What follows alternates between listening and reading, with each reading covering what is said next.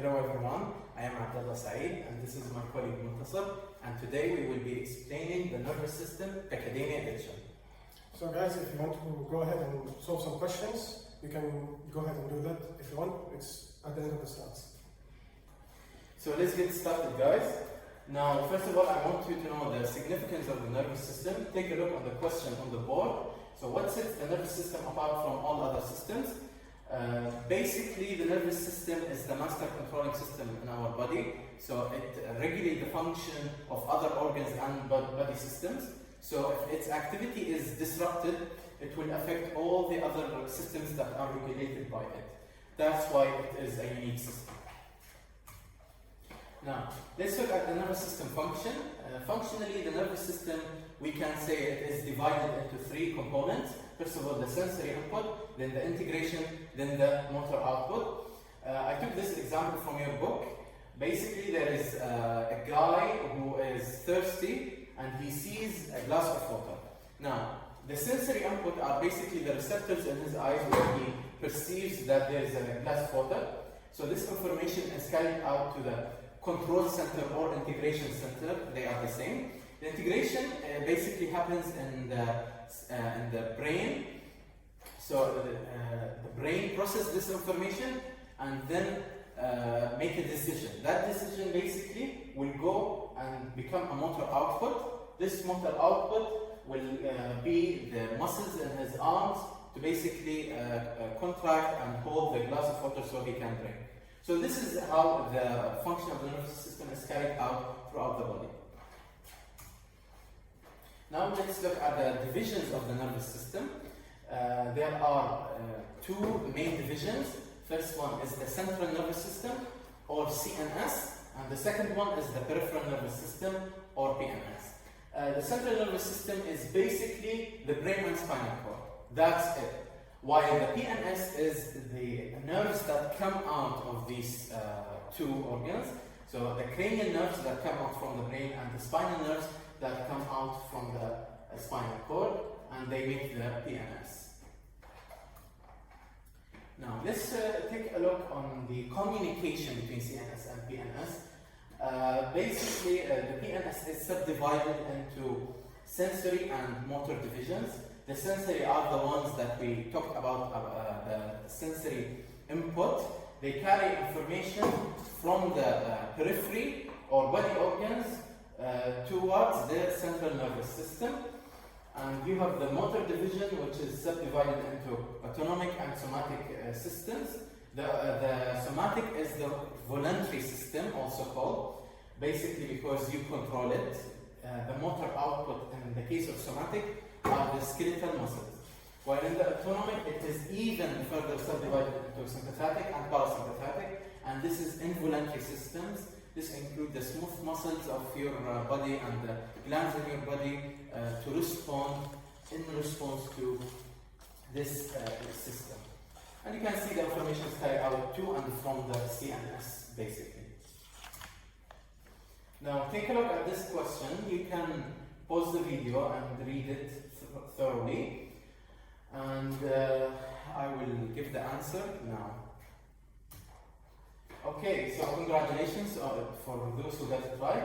Let's read it quickly. Which of the following accurately describes the direction of an impulse moving through a neuron that carries information to CNS from the peripheral nervous system? So it's basically the efferent neuron. The impulse moves proximally. Just a point to highlight, guys. So basically the information that we talked about here, from sensory to CNS, this we call it the afferent pathway.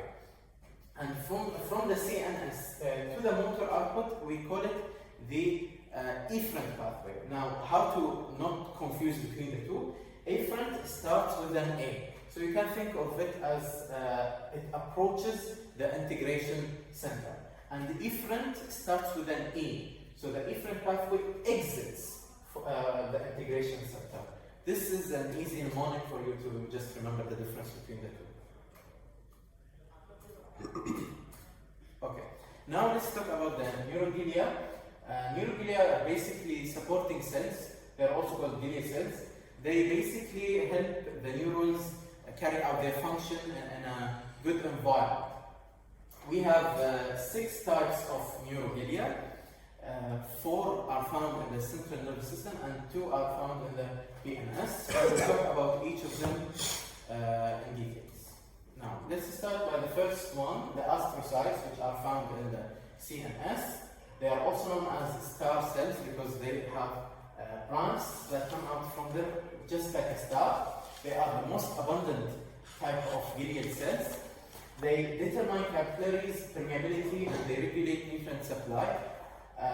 How does that happen is basically the astrocytes cling to both the wall of the capillaries and the neurons, and specifically their synaptic bulbs or axon terminals. We will talk about the structure of neuron in a bit. So when they cling to the capillaries wall, they help determine its permeability, and this regulates the nutrient supply toward the neuron. Now, what does this also include? It includes the regulation, it includes the guiding of neurons to form a new synapses.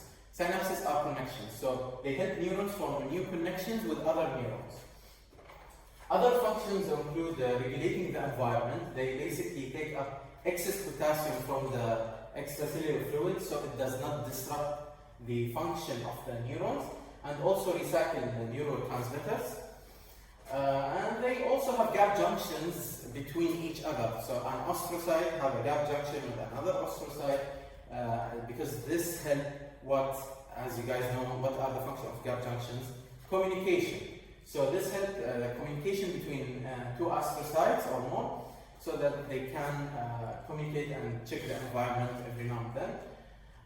They communicate through calcium waves. These are slow-paced impulses that are made by calcium ions, and they are also found to respond with nearby neurons. So this helps the process of integration and processing information. So they have a role in the in the motor output and the sensory input circuit that we talked about. Let's go to the second type, microglial cells. From their name, micro, they are small cells, but they have spiky, or we call it thorny, processes and branches.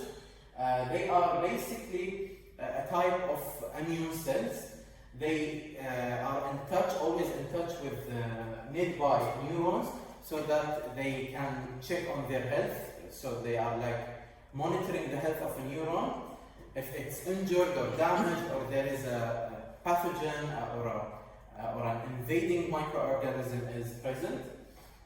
If that's the case, and there is something weird about the neuron, it transforms into a special type of macrophage, so it can phagocytize those particles or the dead neuron as a whole. And it's important, and very important actually, because immune cells have limited accessibility to the brain and spinal cord and the nervous system in general, due to something called blood-brain barrier. You don't need to know it now, you will take it in the next chapter, central nervous system, but I'm just outlining the importance of microglial cells. Now let's go to the third type of cells, neuroglia, ependymal cells, and those are the cells that basically produce and move something called cerebrospinal fluid. Cerebrospinal fluid is just a fluid that runs in the spaces between the central nervous system organs and surrounding structures. You will take it as well in the CNS, don't worry about it. But just to outline their function, they have cilia, and this cilia help them move this fluid. And they're also they form a permeable barrier, you can say, between the tissues below and the cerebrospinal fluid. So they maintain the environment, the fluid environment around the nervous tissue. They are also squamous to columnar in shape, just like squamous or columnar epithelial cells, in shape only. And that's what you need to know about them. The last type of neuroglia in the CNS are the oligodendrocytes, and these cells are very important First of all, their characteristics, they have few processes, but they wrap around the axons. Now the axons are part of the structure of neuron that I will talk about in a bit, so don't worry about it. Just know that they do a process of myelination. Myelination is formation of a myelin sheath around this axon. And one oligodendrocyte can myelinate more than one axon or more than one neuron basically. The importance of myelination is basically to increase the conduction rate of impulses in neurons. And there is a specific disease called multiple sclerosis that happens to these cells and to the myelin sheath. And this multiple sclerosis is basically destruction of myelin and death of oligodendrocytes that causes the nervous cells or the neurons to produce impulses in a slower rate. And that's about oligodendrocytes. Now let's get into the neuroglia of peripheral nervous system. The first type are the satellite cells, and satellite means moon. So basically they are just like the moon, how it basically cover a planet or run around a planet. So they are just the same. They gather around the, let's say, the neuron cell body. They gather around it, and they are just like moons. And its function is similar to astrocytes and CNS. So basically, it regulates the environment around it and maintain the environment around the neurons. Nothing much about it. The last type of neuroglia is the Schwann cells. They are similar to oligodendrocytes, is that they basically myelinate the neurons. They are basically they come and wrap around an axon in a circular layer. So basically, you will need more than Schwann cell to cover the whole axon. So on the contrary of oligodendrocytes, you need more than Schwann cell to cover only one axon, while in the oligodendrocytes you needed only one oligodendrocyte to cover many axons. Also an important part is that they help in regeneration of neurons. Now this is why the peripheral nervous system neurons are able to regenerate, while the ones that are in the CNS, they can't, because the Schwann cells have regeneration ability and they help the neurons there to regenerate. That's it about it. Now take a look at this question. I will reveal the answer now. Okay, so let's read it. A newborn was presented with features of neurological disease causing an imbalanced neuronal environment with accumulation of potassium ions. This is a key term because when we talk about astrocytes, we said they regulate the potassium levels around the neurons. So from potassium ions, you should immediately know that this cell or this neuroglia is basically the astrocyte. And they also mentioned the neurotransmitters, which we did talk about. They recycle them. So this is the likely cell damage. Now let's talk about the neurons. Neurons or nerve cells are the cells, the structural and functional units of the nervous system as a whole. You can see the basic structure of a neuron. There is a cell body, or we call it soma, and there is an axon, which is a branch that extends from the cell body. This axon ends where we have an axon terminus, or we can call them synaptic bulbs. And you can see this neuron basically has Schwann cells, which indicate in which system is this neuron found in. It's basically the PNS. And yeah, let's get on. Let's look at the characteristics of a neuron. First of all, extreme longevity. Basically, neurons live long, provided that there is enough nutrition. With adequate nutrition, they can live almost a lifetime. Second characteristic, amitotic. They don't basically undergo mitosis. They don't divide. Basically, this is due to the high complexity of the neuron connections. They form complex synapses. So, and because of that, they can't divide, because this will disrupt the synapses. So, that's why they are amyotrophic. But we have exceptions, which include the olfactory epithelium and hippocampal regions in the brain. These does have stem cells and actually run for life. And the last characteristic is the high BMR or high metabolic rate. Basically, with the continuous supply of oxygen and glucose is a must for neurons to stay alive. Even a few minutes without oxygen, those neurons can die immediately. Now, let's talk about the structure of a neuron in depth. Let's take first of all the cell body, or what we call it soma, and there's another name called pericardium. It has a spherical nucleus. Its plasma membrane is part of something we call receptive region. So basically, the cell body can perceive information from other neurons or other cells around it. So this is the receptive region that this neuron can receive information from. And it is the biosynthetic center of many substances, starting with protein machinery. It has the organelles that produce protein, like the endoplasmic reticulum, smooth and rough, and the ribosomes, the mitochondria, the Golgi. All of these are found in the cell body. And endoplasmic reticulum here is called the Nissl body, I think. Yes, the Nissl body. And it's basically for the rough endoplasmic reticulum. Then you have the cytoskeleton, the filaments, the microtubules, the intermediate filaments, or the neurofilaments here we call them. All of these are also found in the cell body. And then you have some pigments like melanin, which is black, and you have iron pigments, and you have diprofusin. Diprofusin is a special special pigment that is gold and brown in color, and it basically comes with age. As we age, these diprofusin increase in number. These are lysosomal byproducts, and they are usually harmful. Now let's take the structure of an axon. The axon is basically an extension of the cell body. It starts from something we call it the initial segment or axon Malak. This segment is the start of the impulses, and impulses run down throughout the length of the axon.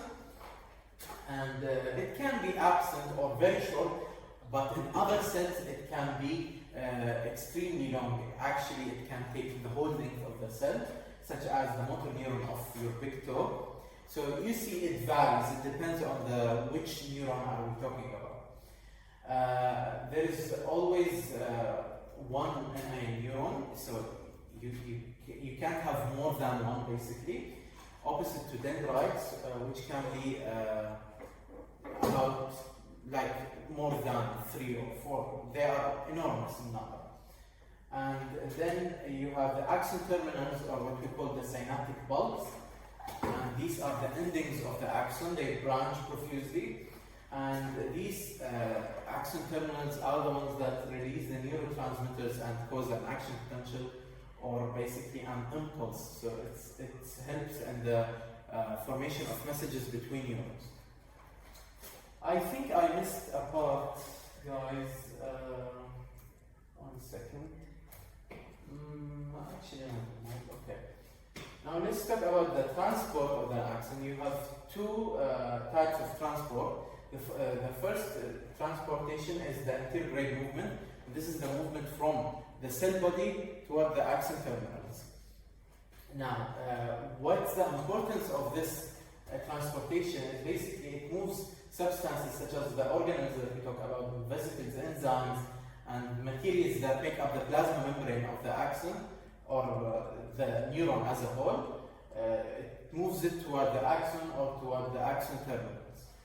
And this type of movement requires ATP. Now let's talk about the second transport, which is the retrograde. It's in the opposite direction, as you can see in the figure. Basically, it goes back from the axon toward the. Okay, it goes back from the axon toward the cell body. And the substances that can be moved are neuron growth factors that promote genetic activities. It could be also recycling of organelles that we have transported initially, or degrading worn out organelles. It also needs ATP dependent proteins to move it. And this type of movement has a disadvantage that basically many viruses and bacteria can use it in their advantage. So you have infections such as polio and herpes simplex virus, rabies and tetanus toxin. All of these can be transported in this type of movement and cause an infection in the neurons. Now there is another question. During a nerve injury, the damaged nerve fibers show a disruption in the transport of nutrients and organelles toward the axon terminals. Which type of axon transport is impaired in this case? I will reveal the answer now. It's basically the anterograde transport. Basically, when you see transport of nutrients and organelles, all of these we talked about are the anterograde, or from the cell body towards the axon. Now, let's talk about the myelination. There is myelination in the peripheral nervous system and in the central nervous system, as we talked about. And we have different types of cells that cause this myelination. And PNS, they are the Schwann cells. Now, how do these Schwann cells myelinate? Basically, they come around the axon and they wrap around it loosely. So it's not a tight connection, it is loosely. And basically, then they start to squeeze and form spirals or circular layers around the axon. And the thickness of this myelin layer depends mainly on the number of spirals that we form. And after it formed, there is something called neuronema. It's basically the nucleus of the Schwann cells, and the cytoplasm bulges out from the periphery of the Schwann cells. So as you can see here, at the very end, this bulge right here is what we call the neuronema, and it's just the nucleus and cytoplasm. Now you have myelination in the central nervous system by oligodendrocytes, as we said, and you have to bear in mind that not all CNS neurons are myelinated. Some are and some are not. You need one Schwann cells for many neurons. There is no neuronema because the oligodendrocyte form branches that connect to the axons of those neurons. So they don't come themselves and wrap around like Schwann cells, no. They just form processes that myelinate the axons. So the nucleus stays in the center. So you don't have a neuronema. Now, see this question. Which statement of the following is correct to describe myelination in the nervous system? I will reveal the answer. It is a single oligodendrocyte participates in myelination of several axons. Now, let's see the classification of the neurons. They can be classified either structurally or functionally. Structural classification, we have three types: the unipolar, the multipolar, or the bipolar and the multipolar. And this depends on the location and in which part of the body those neurons are present. So in unipolar, they are rare, but they are found in something called dorsal root ganglia. It's mentioned in the next slide. But yeah, for the multipolar, it's the most abundant one, and you can find it almost everywhere in the CNS. You have a bunch of cells called Purkinje. They are in the cerebellum, and the cells that are called pyramidal cells, and those are multipolar cells.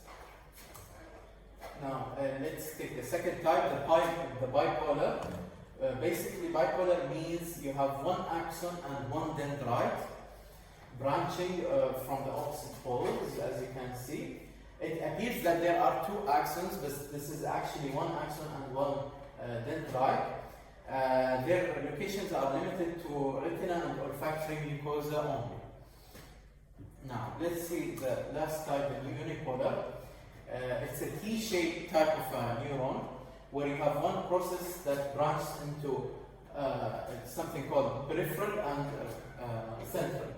Now, the peripheral part is the distal one, that's away, and it is a sensory part. While the central one, it is the one that enters the CNS, and basically it is what we call the proximal part. Now, this is found in PNS mainly, especially this part, the distal and the neuron, while only this part, what we call the proximal, is the one that reaches the CNS. This is also said as a pseudo-unipolar because it started out as a bipolar and then it branched into like two branches and then converge and fuse into one neuron or cell body. Yeah, I think there is error with the wording. Disregard the multipolar. We are talking about the unipolar. Now, let's see the functional classification of the neurons. The first one is the sensory. Then we have a second one is the interneuron, and then the last one is the motor or efferent neuron. Now, this is based on the function. If you remember when we talked about at the very beginning, we have sensory input and the motor output and then integration. So this is basically the same set. The sensory or afferent one, the one that approach integration center, are unipolar. Interneurons are the ones that basically handle the processing and integration, and these are multipolar, and including the Purkinje that we talked about. And finally, we have the motor or efferent ones form the last division of the neuron classification. Now, take a look at this question. I will reveal the answer.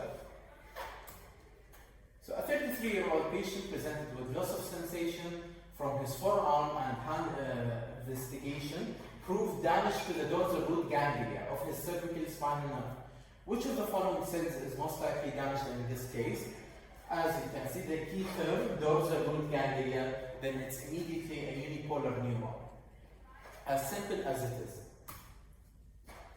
Okay, let's take a look at this question. Which of the following types of neurons are found in the retina of the eye? I think it's clear. The bipolar one. And the other one is the olfactory mucosa. They are also bipolar neurons. Let's talk about the membrane channels and something called membrane potential that we will come across just in a second. Now, membrane channels are divided into two types. The first type, we call it a gated channel, while the second type is a non-gated, something we call leaky channels. I believe you remember leaky channels from the cells chapter. So, these two types differ in that by the gated channels require a signal or a molecule that initiate the opening of these channels. Without it, they will simply not open, regardless of the, let's say, regardless of the conditions like the concentration gradient. While the leaky channels will open depending on the concentration gradient. They don't need a signal to operate, basically. You can look at the figures, basically, as you can see, this is a leaky channel that is closed. It will open immediately as soon as an ion basically come across it.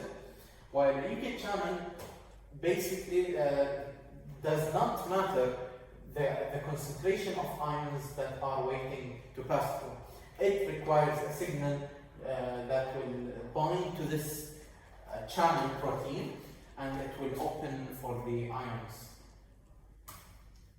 Now, let's take the gated channels and their types in depth. Now, there are three types. You have the mechanically gated channels, you have the chemically gated and the voltage gated. The mechanically gated are basically like they depend on certain things like pressure, maybe touch receptors. They are basically don't have like an important role in the nervous system. The most important two are the chemically gated and voltage gated channels. Now, as you can see, the chemically gated, they basically require a chemical or an ion to come as a signaling molecule and open the channel. While the voltage gated, the ones that I just showed, by the way, these were voltage gated. Basically, they wait for change in membrane potential, change in the charge of the plasma membrane surface, and with that specific change, they will open or close, depending. Now, guys, let's talk about the resting membrane potential, abbreviated as VR. Resting membrane potential is basically a potential difference that exists across the plasma membrane. It's a difference of charge between the interior surface and the exterior surface. Now, this depends on two components of the plasma membrane: the leakage channel proteins that we talked about earlier, and something you took, guys, in the SIDS chapter, which is the sodium potassium ATPase or pump. Now, what does the pump do? It basically takes 3 sodium from the inside and pumps it outside, and with it, it moves 2 potassium from the extracellular space into the inside of the cell. Now, this creates a charge difference because you're losing 3 positive and gaining only 2. So this makes the inside of the cell more negative compared to the outside. Now, here where the leaky channels comes into play, we have the potassium and the sodium leaky channels. Now, we need to understand that there is a difference between them in terms of permeability. By permeability, I mean there are more potassium than sodium that basically goes out, or basically the permeability of the cell for potassium is about 25 times higher than the sodium. So you can imagine that the potassium in the leaky channels will go back. Now, if it goes back to the extracellular space without the sodium channels, what will happen is that it will basically balance out eventually. But because we have the sodium channels, now basically the negative environment will become a little bit less negative. So we have from negative 90 to negative 70 basically. So yeah, you can see when basically if the leaky channels were only one working, that's what I meant to say, without the ATPase pump, the sodium N will equal the potassium out, and there's no gradient, and there will be no a potential that exists on the plasma. But because we have the ATPase, we can say it basically maintains the resting membrane potential. As I said, the potassium permeability is higher, creating negative inside, and since basically sodium is like partnered with chloride in the extracellular space, they cancel each other out, and they don't matter to creating RMP or resting membrane potential as much as potassium does. So that comes with high significance of potassium leakage channels. Now, any change in the resting membrane potential will create something either action potential or a gradient potential. The difference between them is that action potential is long distance and gradient potential is short distance or even short-lived. It does not basically is not carried on for too long. You will get to know this more in depth along with this the explanation that will be by Mustafa, inshallah. So hello everyone. So now that my colleague Abdullah explained to you the fundamentals of the nervous system, the basic anatomy of it, the basic physiology or the foundation of physiology, to explain the graded potential, the action potential, and so on. And so that we can be clear from the beginning, the way that I have structured this presentation is that I'll be like explaining 11.5 till 11.7, but I'll be like rearranging things so that it can become a coherent story. Okay, so let's begin with graded potential. So now we have some questions here that we need to answer at the end of this explanation. So let's begin. So what is graded potential? So graded potential is, from its name, localized change in membrane potential of the axon, of the cell body, and so on. But from its name, it's graded. That means it is short-lived or it dissipates. Okay, and we'll discuss like why is that the case. So how is it generated? We'll discuss it shortly. But where does it occur? So it mainly occurs on two places only, and that is So it mainly occurs in two places. So we have the cell body that my colleague Abdullah explained just now.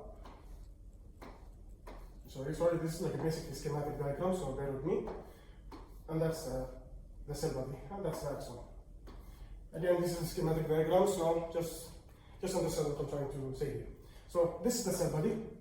These are the dendrites, and so graded potential mainly occurs in two places: the cell body itself and the dendrites. That's the only two places where graded potential is created. And just 1 second. Okay. And why is it short-lived compared to action potential? That's mainly because everywhere in the neuron there is leaky channels.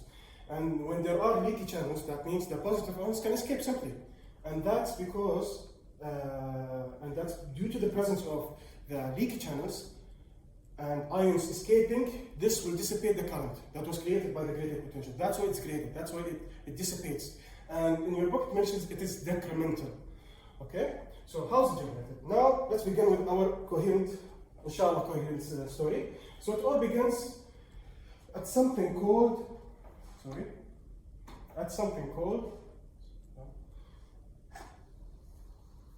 chemical synapse. There's another type as well of synapse, but let's just focus here. I think I've taken something similar to it in your muscle quiz, but it's even important here. So let's begin. It all begins here in the sinus, chemical sinus specifically. Normally, we have an action potential. Let's say an impulse was sent from your brain through your motor fiber. For example, this is like a junction between two neurons. Okay? So it all begins here.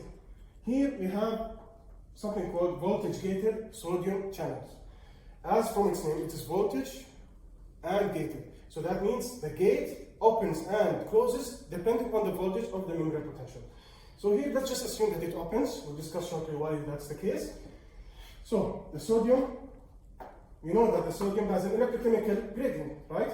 And that electrochemical gradient will induce the movement of sodium into the axon. This is, by the way, this is an axon, right? And this is like the axon terminal. Okay? So the sodium will move inside. And just to be clear, this is sodium, this will move inside. Okay? Now, what is special about the graded potential?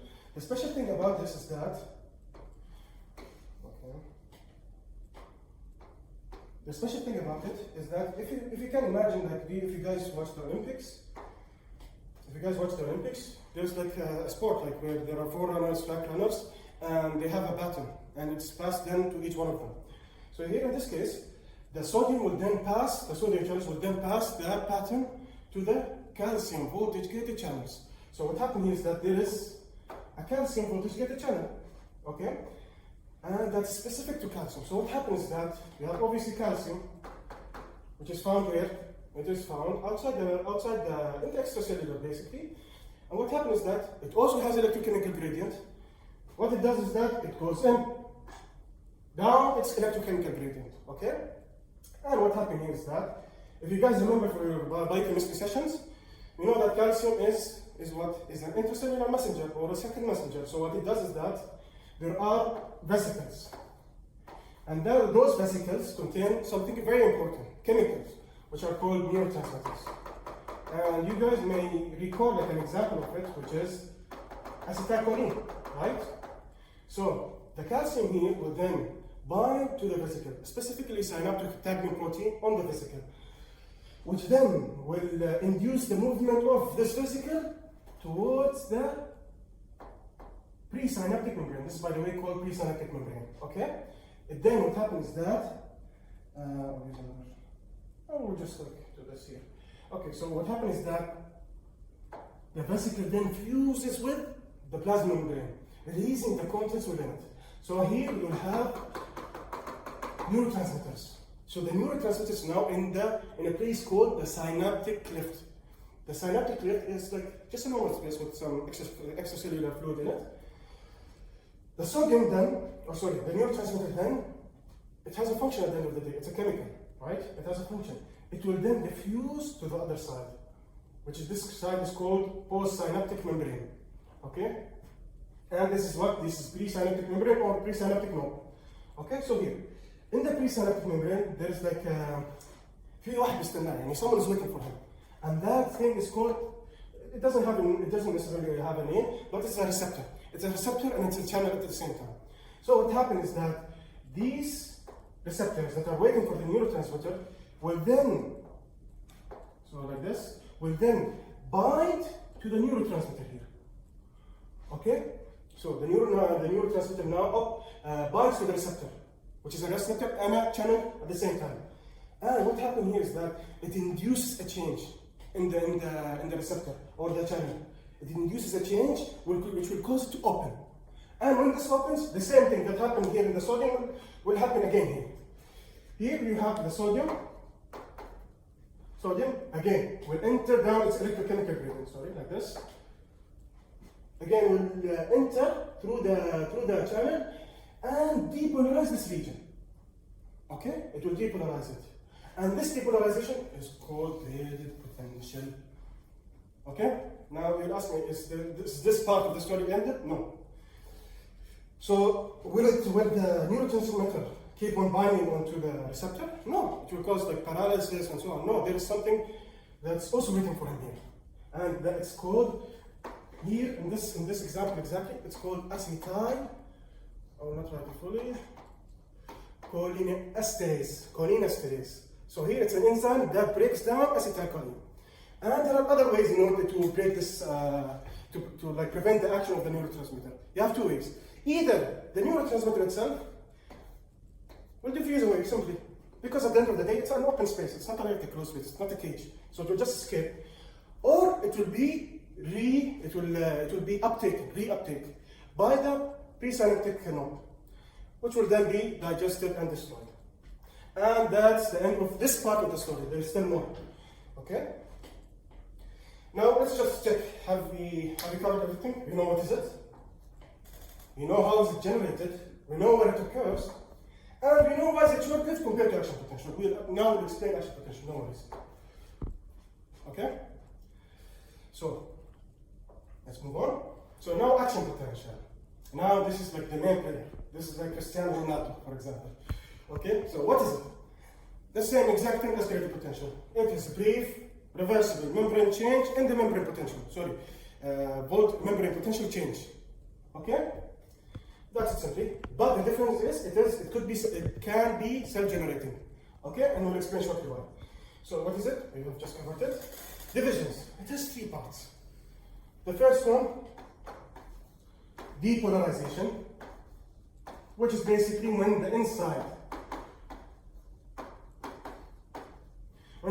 of the membrane is positive, and then you have repolarization. Okay? Repolarization, or just the opposite, where the inside of the membrane potential, the membrane potential inside is negative. And then you have the third one is hyperpolarization, basically repolarization but on steroids. خلصنا. طيب. Okay. Okay. Now we have covered this part.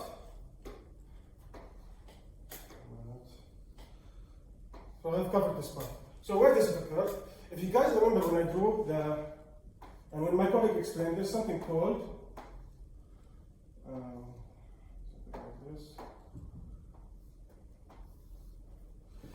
So like this. This is an axon. This is an axon.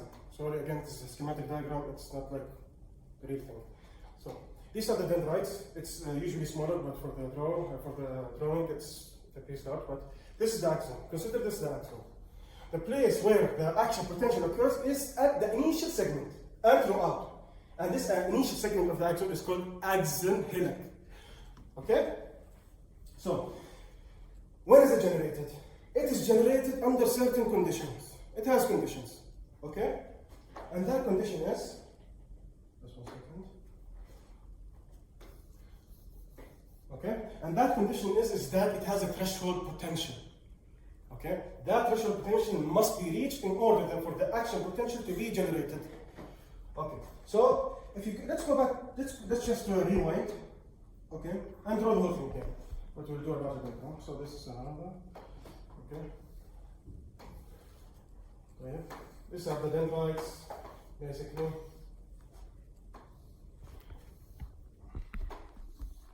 Okay. That's not gonna happen. Let's have one. Okay. So this is the dendrites, and this is the axon. Okay, and this is the cell body. We said that at the beginning we had a graded potential. The graded potential has a function at the end of the day. It's not just there for no reason. No, the graded potential here that was generated here, if you guys remember, this was chemical synapse, and this was the presynaptic node and the presynaptic membrane. What happens is that the graded potential that was generated from here, it will propagate, but then again it dissipates. It doesn't last long. So if the stimulus is strong enough, it will go and reach here, and reach to the axon hillock. What it does is that we have two proteins, special proteins. I just explained it earlier. I didn't explain it, but we'll now go through it very thoroughly, inshallah. So here we have two main players in the axon. We have the sodium, we'll draw it here. So imagine these are the channels. We have a sodium voltage gated channel, and you have a potassium voltage gated channel.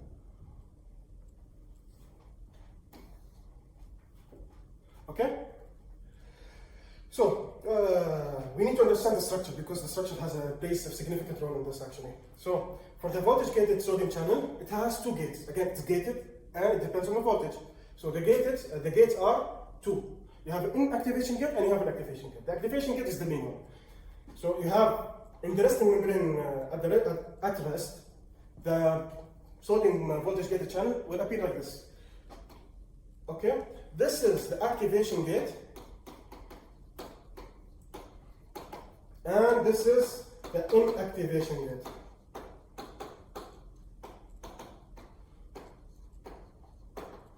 Okay? And this is the inactivation gate.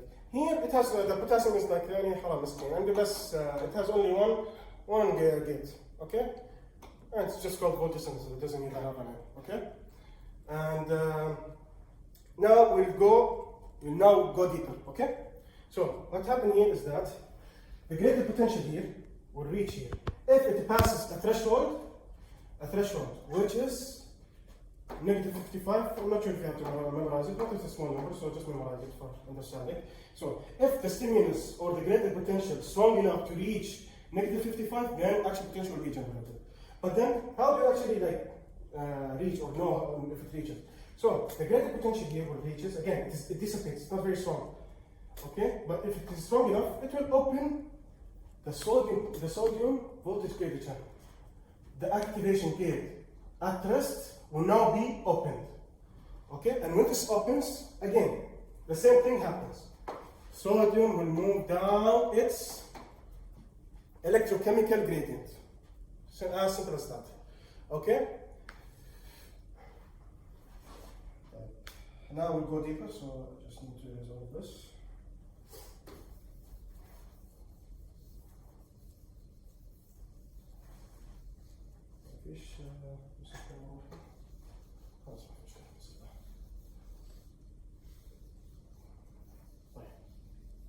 And now we just draw the axon itself without the graded potential.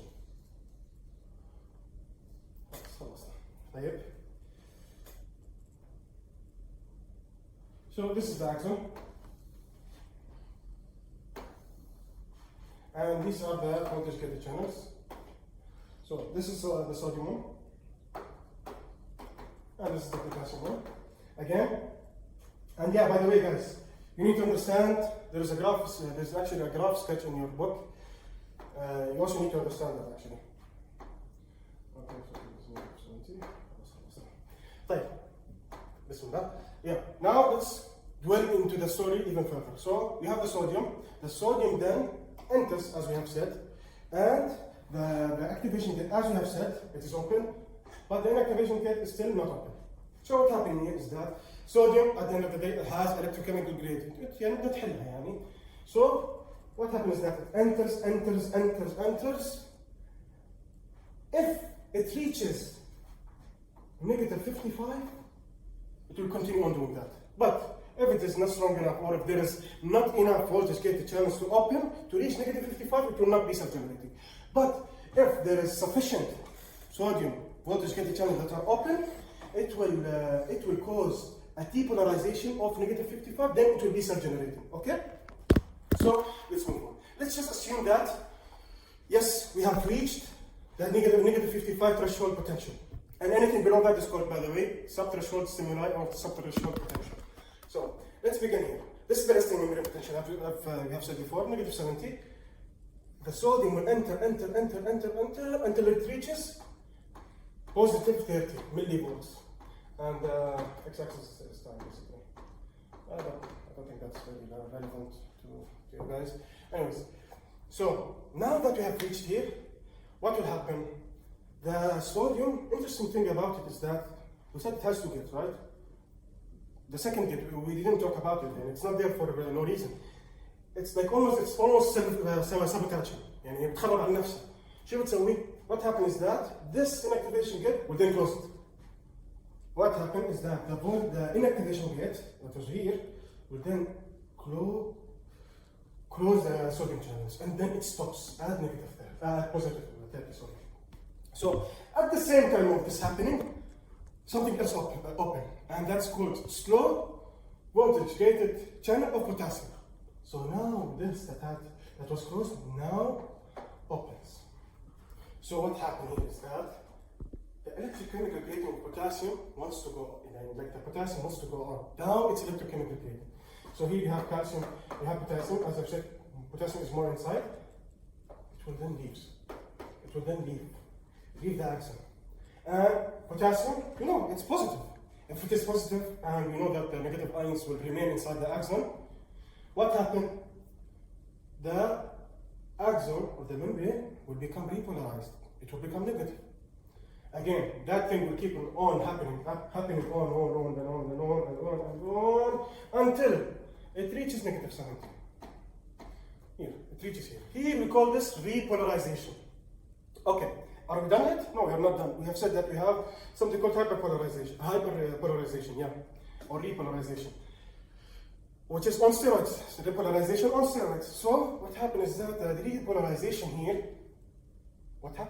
actually, just to say that, the sodium, we have said that the inactivation gate now closes the sodium. But if I ask you something, is it the original position of the sodium channel? No, it's not. So what happens is that once it reaches here, negative 70 mark here, once it reaches the negative 70 mark here, what will happen?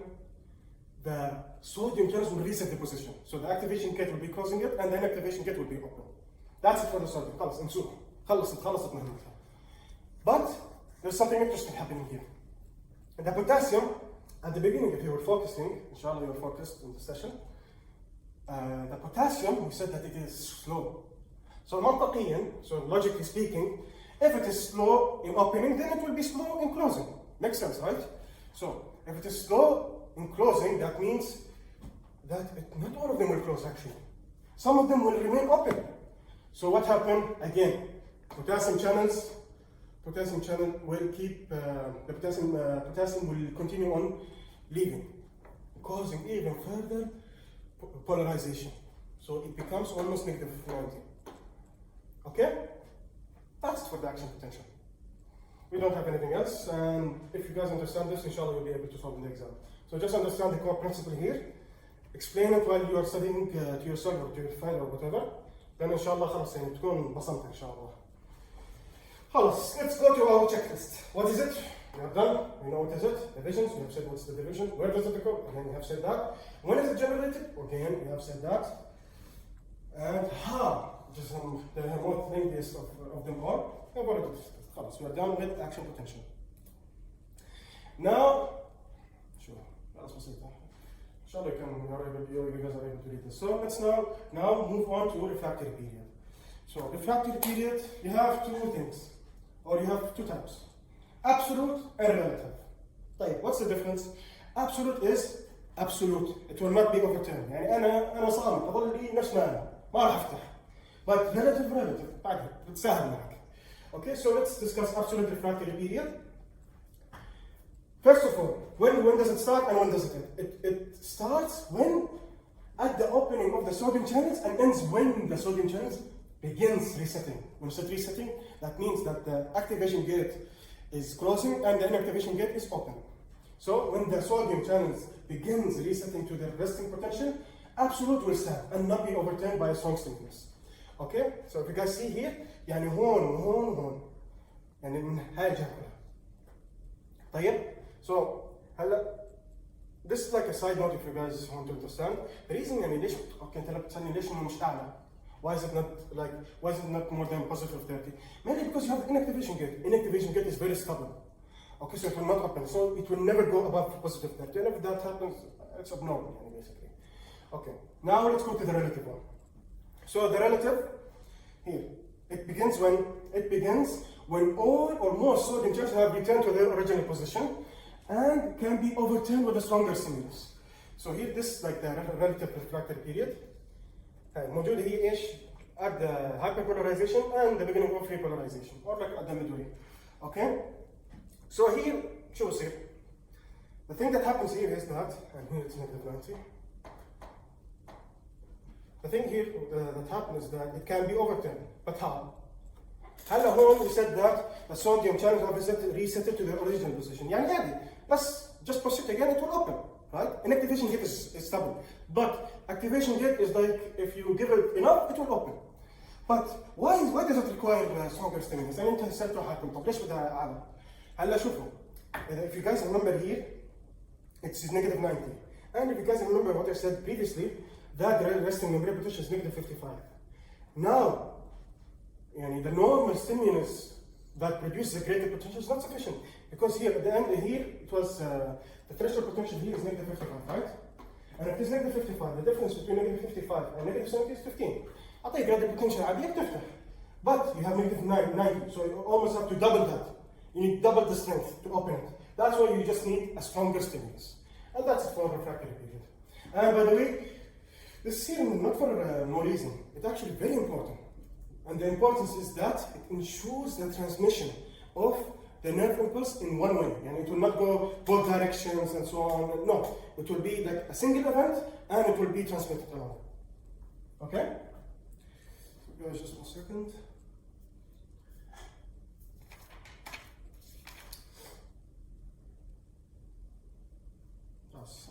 Don't forget anything. Okay. Let's move on. Now, I have been like stressing about the strength of the stimulus and so on. But if you guys actually like use electrodes and so on and put it like on someone, what you will see is that the membrane potential will always remain the same. Again, from the inactivation gate, it will not allow you to go higher or lower. As simple as that. No, lower we can get to the hyperpolarization. Sorry about that. But it will not go above positive 30. So how do you know that the stimulus is very strong? You'll just see these lines that you can see here. These lines are action potentials actually. And let's say you have a time period, okay? Let's say 5 seconds, or just simplify it. So this comes, you have 5 seconds, okay? And in this 5 seconds, if you have 10 action potentials, for example, in normal cases, but you have at the same time 5 seconds, you'll have 20. That means in this case, the stimulus strength is quite strong, very strong, okay? And that's it for the stimulus strength. So for the conduction velocity, your book actually mentions something quite interesting about conduction. Here in the book it says that conduction is actually a wrong term to use. Obviously you keep on using conduction, I don't want to confuse you, but it's in your book. Because it says that the axons are poor conductors of electricity. So what do? Instead of actually, like, let's say, transmitting and passing on the action potential, it doesn't do that actually. What it does is that it self-generates. يعني بترجع هيك تبني حالها من أول. So any action potential that you see is that here a whole action potential occurs here, a new one happens here, a new one happens here, and a new one happens here. So it's always generative, and it generates. It's not like it's passed on. No. Okay. Now we'll discuss conduction velocity. So the conduction velocity is very important actually, and a few types of fibers we'll discuss it now shortly. You have two types that will affect conduction velocity. You have axon diameter and degree of myelination. So axon diameter, guys, if you have noticed, I think you have noticed early on when my colleague Abdullah discussed the resting and grip tension, it's very similar to electricity that we have taken in school. Basically, there's a wire here, and that wire here has some positive ions if you are discussing conventional current. Hopefully I'm not wrong. But here we are talking about biological thing. We are talking about ourselves. Okay? So what happened here is that the axon diameter here will provide some kind of resistance. Okay? Just like in a normal wire. But if you increase the diameter of the axon, less resistance will be for the flow, and thus more conduction or greater velocity of conduction. Okay? Another point, the other factor that will affect conduction velocity, and it's called degree of myelination. So degree of myelination, how does it affect? So if you guys remember that I said the reason the greater potential gets or dissipates or it's decremental is because of the presence of leaky channels. And that leaky channels also affect the action potential. So what happened here is that you have myelin sheath. Okay? You have myelin sheaths. Okay? How does it affect? Anywhere covered with myelin sheath directly, there is no ions escaping. يعني ما في leaky channels. Maybe there is, I'm not sure to be honest, to be quite frank. Maybe there is, but here it acts as an insulator. And what does it mean insulator? It prevents escape of anything. So positive ions that are here, whether it is potassium, whether it is sodium, will not leak. Or will enter. It will never leak. Okay, so how does that happen? Again, it affects the leaky channels, affects the action potential and the greater potential. So what it does is that here, instead of like producing action potential here, no. I will lengthen the current, the local current that I have created with the positive ions, and I will just move to other side of the membrane. So what happened here is that action potential only occurs here at a place called nodes of Frangier. So the potential that the ions move on here and pass it to this, or like will open the voltage gated channel sodium and potassium here, so that the sodium channels will enter and potassium will leave, and so on. The same story happens, but at a faster rate. And that's basically it for degree of myelination and how it affects conduction velocity. Now nerve fibers. So my colleague Abdullah discussed like you have multiple types of classification. Here we focus on two things. Again, axon diameter and myelination. So group A fibers, just memorize it like this. Group A is the most important one. So it will have the largest diameter and will have the most degree of myelination. Group B and C, Group B is less. So B will have what? Intermediate axon diameter and less myelination, while C will have none of that. It will have small diameter and no myelination. Okay? In your book, it's actually mentioned that where are these fibers, but if you want to memorize it, Group A for motor. Either somatomotor sensory motor, okay? Sorry, somatosensory and somatosensory and somatomotor. Sorry, okay? So those two are part or mostly consisting of Group A fibers. Group B fibers and Group C, in your book it's actually just it's mainly for autonomic nervous system, so visceral organs, sensory and motor fibers of the visceral organs. That's it. Right. So homeostatic convergence. So instead of, I will not be explaining it because at the end of the day it's just all memorization, to be honest. But if you can make sense of it, that will be good. And you can. It's not like that you can't.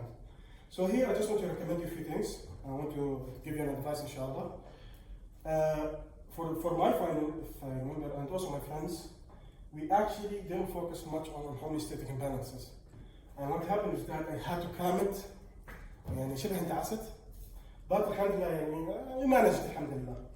So guys, please focus on homeostatic imbalances. They're very important. I remember from our final they brought maybe 10 questions just for homeostatic imbalances.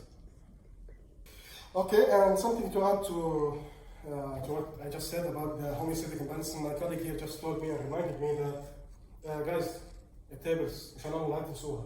التابلز والله sometimes they contain information مش موجود اصلا بالتكست، مش موجود. تمام؟ فيا just focus on the tables and the homeostatic imbalances. Don't neglect them. صدقوني. يعني والله I know someone who took summer just because they didn't focus on the homeostatic imbalances. Not in this semester specifically, but in the next semester. So please focus on it. Okay? So we'll solve some questions here, inshallah. You don't have that many homeostatic imbalances, and it all quite makes sense. So, a 29-year-old, or class, you just read it. Okay? Economic episodes of visual learning and weakness. Okay, so if you guys, so the answer is A. That's the answer. Okay? Guys, forget this option. I think it's wrong actually. So it is just an autoimmune destruction of dendrocyte or basically the myeline sheath. In your book, it just mentions myeline sheath. Okay, that's the first question. So, patient diagnosed, this is the second question, just read it.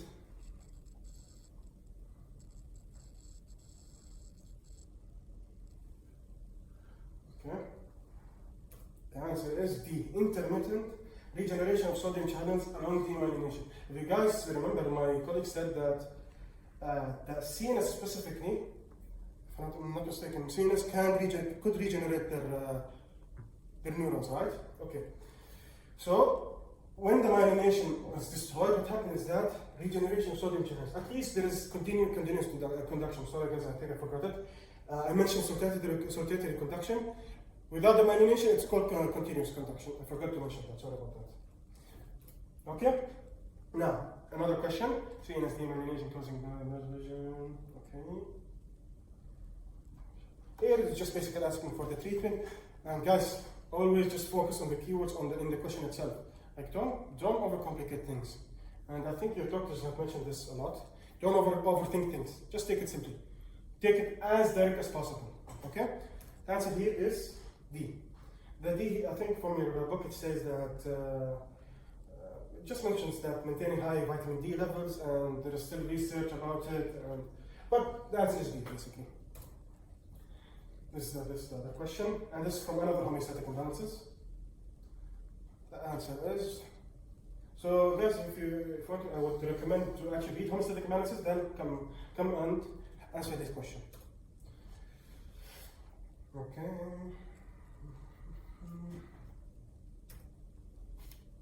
Yep. And this answer makes sense actually, quite direct. And this one here, when setting up, what is the sensation code and what causes it? Prestige, yeah. Yep, this is the answer. Now we're done with the homeostatic imbalances. Okay, now electrical synapses. If you guys remember, at the beginning of our session, I mentioned something called chemical synapse. And I've said that there's another type, and that type is called electrical synapse. So again, we'll do the same thing. We have a checklist. So what is it? It is actually very, very simple. It could consist of just a single thing. And that thing is called connexons. You have taken it, I think, if I'm not mistaken, in your cell chapter. It's connexon transmembrane protein that allow the passage of ions between two cells. Okay? And what's the main feature of it? The main feature of it is that it's very fast. You guys don't have a synaptic cliff. The vesicles must move and then fuse with the membrane and then diffuse throughout the synaptic cliff and then bind. No, that was direct. And now where is it found? It's found mainly in 3 regions. In the adults, so in the adults, it's found in specific regions of the brain responsible for stereotyped rhythmic or coordinated movements. And it's present in axonal synapses within the hippocampus. So the hippocampus, inshallah, you take it in your CNS chapter, central nervous system. It's basically a region important for emotion and memory processing. And it's present somewhere else, but we don't have it right now. It's present in the embryonic nervous tissue. And this is why is it important? It's important because it provides guiding cues. يعني تعطيها الإرشادات in the embryo. So okay, so they permit the exchange of guiding cues between developing neurons. This interaction helps neurons align and connect properly, ensuring correct neural network formation. خلصنا. Now moving on. هلا in the embryonic nervous tissue, as I've said, we don't have it anymore. So what happened? Simple. Transition into chemical synapse. And why? ما هي أسرع and it's faster and isn't it better? No, it's actually not better. Why? Because the transition allows for more complex, modifiable, and slower signal transmission essential for advanced brain functions. Okay? And that's it. Assalamu alaikum everyone. So 11.8 will be like I will be discussing it or like I will be explaining it on the iPad, so I apologize for that. But we will continue. خلاص عادي. So just before we begin, I would recommend you guys, if you want, before you begin this, understand, like if you haven't understood 11.4 till 11.7, please go back and refer to them and then come back here. Okay? So let's begin. So you have already discussed graded potential. Okay, and we have said that it is changes in membrane potential, right? In membrane potential. Okay, and it's basically depolarization. Type. And we have said that graded potential is generated at a place called, or at a junction called chemical synapse. And we have said, we have discussed already the structure. So basically it is like this.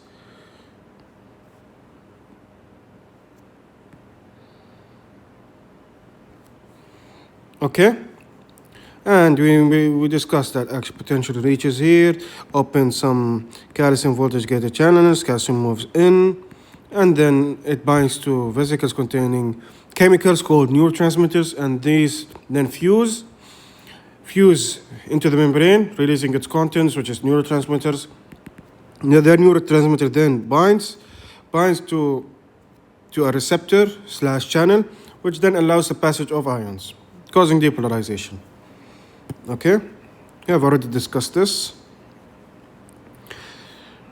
but we haven't discussed a few things, and now we will talk about them. Chemical synapses does not necessarily only cause depolarization or graded potential. It could cause inhibition or polarization. So what happened here is we have two types. You have excitatory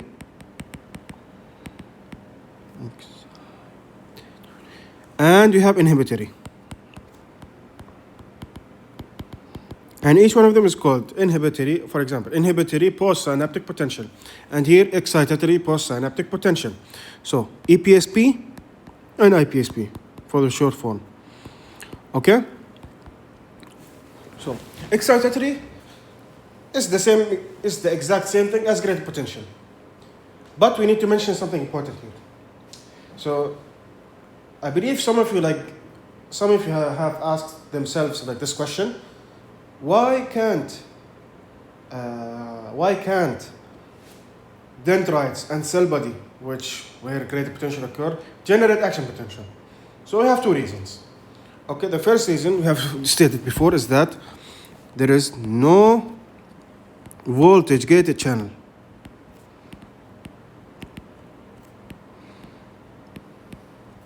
On the cell body or dendrites. But we do have something called chemically gated channel. Okay, then the second reason, this is the first reason, there is no voltage gated channel. The second reason is that the chemically gated channel is not specific to one singular ion. So basically, it allows, so this is like the channel, it allows passage of both sodium and potassium. So not only sodium. Okay, so we know that sodium likes to move in. That's along its electrochemical gradient. right? And potassium likes to move out along its electrochemical gradient. Okay, so what's the issue here exactly? We have some positive ions leaving, and if positive ions leaves, what happened? Basically, there is less positivity inside the dendrites. Okay, and thus it will not lead to an action potential. That's the second reason, basically. Okay, and the sole role of EPSP, الفائدة الوحيدة من EPSP, is to generate action potential. Nothing other than that. Then you have the inhibitory. خلاص, we're done with the excitatory. The inhibitory, very simple as well, but it's quite different. It's slightly different from excitatory. What happens is that hyperpolarization occurs. So basically, it's the same. It has like cell body, like the dendrites occur here, the dendrites synapse with an axon. شيء طبيعي يعني. Okay? But instead of releasing neurotransmitter that opens this channel, the chemically gated ion channel, which allows the passage of sodium and potassium, no. Here it changes the permeability of two things. Or it could be either one of them. It changes the permeability or increases the permeability for chlorine or potassium. Because both, this one likes to leave, right? And chlorine likes to move in. So this causes hyperpolarization. Either way works, okay? But here we said that it allows the passage of both sodium and potassium. But here, only potassium and only chlorine. And just so that we are clear, here the channel is not like specific to allows the passage of both chlorine and potassium. No, it is specific to only one ion. It allows the passage of only one ion. Either it could be potassium or chlorine. That's it. This is for inhibitory. Okay? Now we'll discuss more about summation. Okay. So to begin, obviously, not all neurons like one axon synapses with one dendrite. No, it could be many. So this is like one cell body, right? This is like one cell body, and you have multiple synapses forming, and those synapses could be either inhibitory or excitatory, depending. Okay, but what adds up at the initial segment of the axon, so here, will determine if action potential will be generated or not. So it's basically the addition or like the summation. Summation means they add up, basically. Okay? And that's why also the initial segment of the axon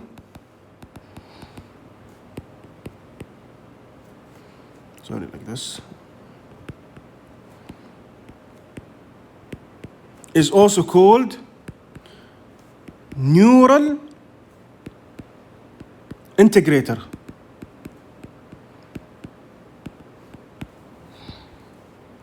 That's why it's called neural integrator, because it integrates all signals, okay, and then provides with the result. Either the depolarization that occurred is sufficient enough to reach threshold potential, then yes, action potential will be self-generating, and then it will be self-propagating. Okay? And just so that we guys are clear,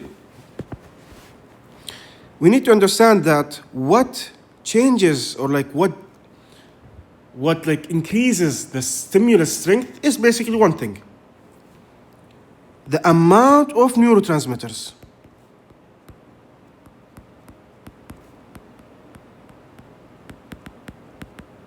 So the greater the amount of neurotransmitters released, the greater they bind to receptors/channels.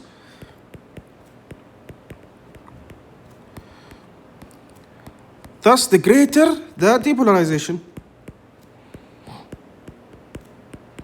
كل ما يزيد الثاني، كل ما يزيد الأول بيزيد الثاني بيزيد الثالث, and it will lead to action potential.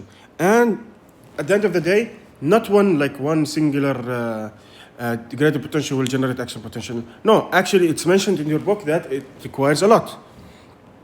Okay, and we have few types of summation we need to discuss. So from here, just hands up the surah. Okay, so here let's discuss one of them, like one by one. Okay. So here, so when you have no summation, basically, EPSPs are separated in time and they do not add together. And you have said that one singular EPSP is not enough or sufficient. It's like below threshold, or as we have discussed before, sub-threshold stimuli. Okay? And then you have temporal summation. Basically, temporal, the T is for time. So basically, you increase the frequency of EPSPs at a singular synapse. So the more you fire, there are still neurotransmitters. They are not like ما بتتخلصوا منهم. They are still there. Okay? So this increases the similar strength. And when it increases the similar strength, greater potential, or basically graded amplitude of the graded potential. And this leads to threshold potential, which is required to generate an action potential, basically. Okay? And there is also another way. You have spatial summation. Spatial summation is quite different. Instead of like using one synapse and continuously firing, no. You could fire at two synapses. For example, here. So here you have two synapses here, if you can see. Okay? And as it's written here, if more than one presynaptic neuron fires at the same time, EPSPs are generated at different locations on the neuron. But since at the end of the day, they will reach one axon, because you know that most neurons have only one axon, okay? They all meet up here and they add up. Again, summate, add up together, okay? And here we have discussed before that when you have no summation, basically no summation, when you have only one and there is like no addition of EPSPs or IPSPs, just like one singular EPSP, or you could have summation between two types of postsynaptic potential. It could be EPSP and IPSP at the same time. So basically, you have one EPSP and then you have one IPSP, they cancel each other. So basically, what happens? No potential, and that's called facilitated neuron. And that's the spatial summation of EPSP and IPSP, because that's obvious. You cannot have both EPSP and IPSP at the same synapse. No, they have to be different. And that's it for the summations. Okay? Okay. So now that خلاص فهمنا إن شاء الله we have understood summations, and it's weird هي حرفيا بس زائد وناقص. It's just addition and subtraction. Okay, and it all makes sense. Now we'll discuss a few concepts. So I want you guys like relatively new concepts. I want you guys to be very focused here. Okay? So you have a few things. First of all, something I haven't mentioned earlier. So we have talked about the facilitated neuron. Okay, and we have said that facilitated neuron basically does not produce an action potential, but it actually makes it easier for another EPSP, so that an action potential can be easily generated. Okay, and something else we haven't discussed is that the position of the synapse itself also affect the outcome. So basically, the most effective, in your book, it's mentioned actually in your book, the most effective inhibitory synapses are those that are close to two places. The first one is the axon's initial segment, and it makes sense because it's basically the neurointegrator, as we have mentioned previously. And the second place is the excitatory synapse itself. So the closer the inhibitory synapse is to the excitatory synapse, the more effective it is. Okay? Now we'll discuss two concepts. The first one is synaptic potentiation.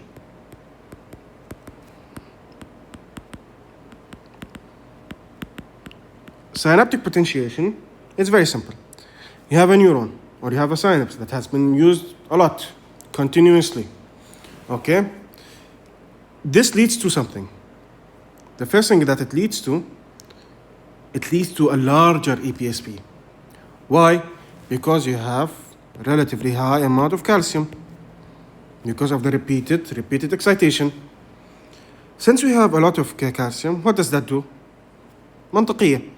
It basically increases the amount of neurotransmitters released. And when neurotransmitters are released, they bind to channels, and those channels, they allow the passage of sodium inwards. Okay, and this leads to depolarization. The more neurotransmitters you have, the more depolarization you have at the postsynaptic neuron. Okay, but it also affects the postsynaptic neuron itself. How? In some cases, what you have is that the synaptic potential also leads to increase in calcium in the postsynaptic neuron. But now you'll ask, how does that happen? There has to be some kind of connection, right? And that connection is via or by dendritic spines. Okay? What does the calcium inside the postsynaptic neuron do?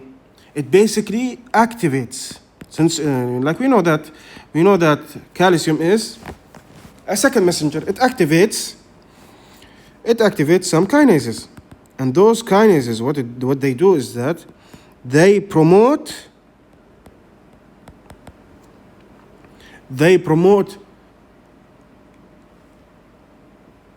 a much more efficient reception of stimuli. And this is very important, where it's important in the hippocampus. Okay, so the hippocampus is, if I'm not mistaken, I believe it was the region in your brain that's responsible for learning. So that's very important here. Okay, خلاص, that's synaptic potentiation, and that's it, very simply. Then you have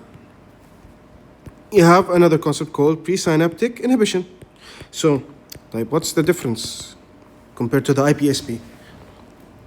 Here, instead of causing inhibition at the postsynaptic neuron, and you're trying to reduce graded potential.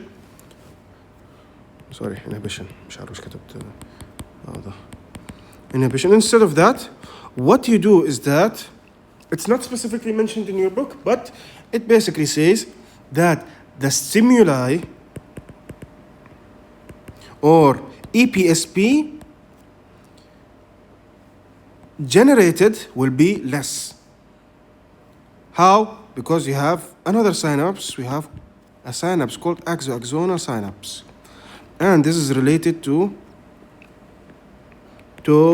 diseases, or not diseases, conditions or disorders.